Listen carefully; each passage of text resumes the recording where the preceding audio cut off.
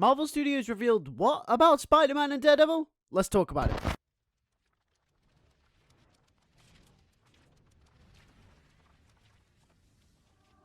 Yo, what is going on, you guys? Welcome back to a brand new video. In today's video, we're going to be talking about something that Marvel Studios has said regarding the future of their street-level universe, and obviously that's the more low-key stuff, so you're looking at Daredevil and Spider-Man as specific characters, and how they're going to be spearheading the street-level stories in the Marvel Cinematic Universe going forward. And I thought this was really interesting because it provides a lot of information to potentially what we could get to see later down the line in the MCU. But before we get into that, if you are new around here and enjoy all types of Spider-Man content, then make sure to hit that subscribe button, because we do all types of stuff from the news, and the games, the movies, and the shows, and also we do fan fictions as well. So all types of Spider-Man content. As we know, the freshman year stuff is just coming out as well, so make sure to subscribe so you stay tuned for that. Also, if you want really awesome No Way Home t-shirts and the Blu-ray, then make sure to go in the description below and cop those today. But with that being said, let's get straight into the news. So it's a fairly simple piece of news. There's not much to really grasp here. In fact, they just said that Daredevil and Spider-Man are going to be spearheading the future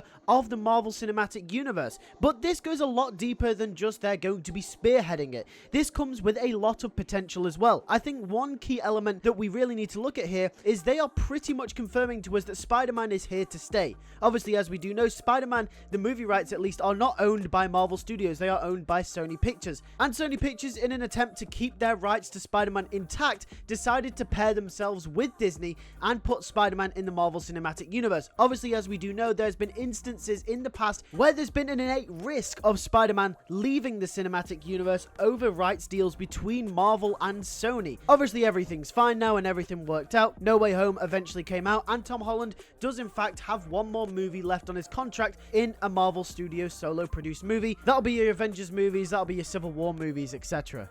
But Marvel Studios outright coming and saying that Spider-Man, along with Daredevil, is going to be a part of their focus for the future of street-level heroes in the cinematic universe, pretty much confirms to me at least that Marvel Studios may already have some kind of deal worked out with Sony where Spider-Man can appear in more movies. Obviously, this means Tom Holland's contract is going to have to be extended, and I'm not going to lie, Tom Holland does like playing the character, but there is some doubt there. But I do think Tom Holland will come back to play Spider-Man at least a few more times before he eventually hangs up the suit and eventually Miles Morales or someone else eventually takes over in the cinematic universe. So that's the first piece of crucial information that I think we can take from that, is that Spider-Man's future in the MCU is pretty much confirmed, at least from Marvel Studios' standpoint. The other piece of crucial information that we can take from this is the Daredevil stuff, which means we're obviously going to be getting a lot more Daredevil stuff in the Marvel Cinematic Universe itself. As we know, he will be appearing in She-Hulk. He has an 18-episode series, which Kevin Feige stated is Season 1. He will also be showing up in Echo as well, along with the fact that he already showed up in Spider-Man No Way Home. And we also know Charlie Cox is returning to reprise his role in Spider-Man Freshman Year as Daredevil as well. So Daredevil's future is pretty secure in the MCU, and I don't think that's going to change for a very long time. But with Daredevil's future pretty much secured, and it looks like Charlie Cox wanting to play Daredevil on multiple occasions, looks like he's having a lot of fun with that role, this also does mean for the future we could potentially see a crossover between Spider-Man and Daredevil, especially if Marvel Studios are labeling them as the two most important assets for the section of street-level heroes in the Marvel Cinematic Universe. Without a doubt, at some point they are going to cross paths, whether it's in the next Spider-Man movie, whether it's in the Daredevil series, whether it's something completely different. They are almost 100% certainly going to be crossing over at some point in the future, and I can guarantee that.